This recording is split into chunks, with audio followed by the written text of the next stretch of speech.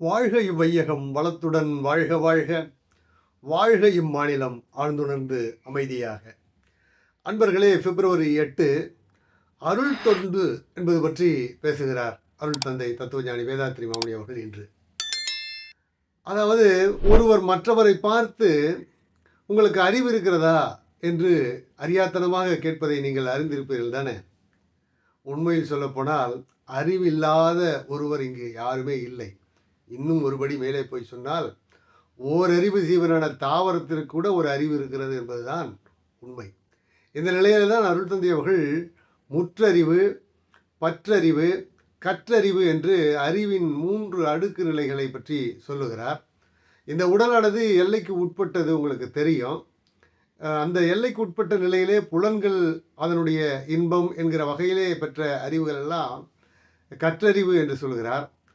அதே உயிரின் மூலமாக அந்த அறிவு பதிவு பெற்று வித்து தொடராக வருகிறது அல்லவா, அந்த கேரக்டர் என்று சொல்ல பண்பு நலனாக வருகிறது அல்லவா, அதை பற்றறிவு என்று சொல்கிறார். எல்லாவற்றிற்கும் மேலே எந்தவித சுற்று ஓட்டத்திற்கும் அடங்காமல், எல்லைக்கு உட்படாமல், மையப்புள்ளி ஏதும் இல்லாமல் இயங்கிக் கொண்டிருக்கிற அறிவு முற்றறிவு. அது எல்லாம் அறிந்தது. அதனை பிரம்மம் என்றும் கூட சொல்கிறார்கள்.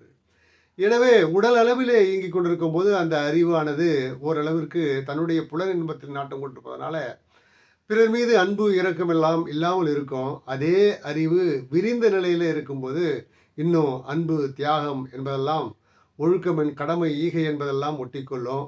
அதே அறிவு பரந்த நிலையிலே இந்த பிரம்மத்தோடு இயைந்து தோய்ந்து பெறுகிற போது அது அருள் மனமாக மாறும் என்று அருள் தந்தை அவர்கள் கூறுகிறார்கள்.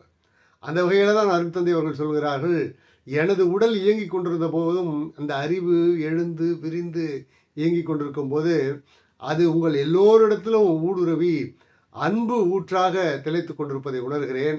சில சமயங்களில் நான் அமைதி வெள்ளத்தில் திளைத்து கொண்டிருக்கிறேன். அந்த நிலையில்தான் நான் உங்கள் எல்லோருக்கும் அருள் தொண்டு செய்கிறேன் என்று அருள் தந்தை அவர்கள் சொல்லி இருக்கிறார் என்கிற செய்தியை சொல்லி நிறைவு செய்கிறேன். வாழ்க வளமுடன். மகிழ்ச்சி.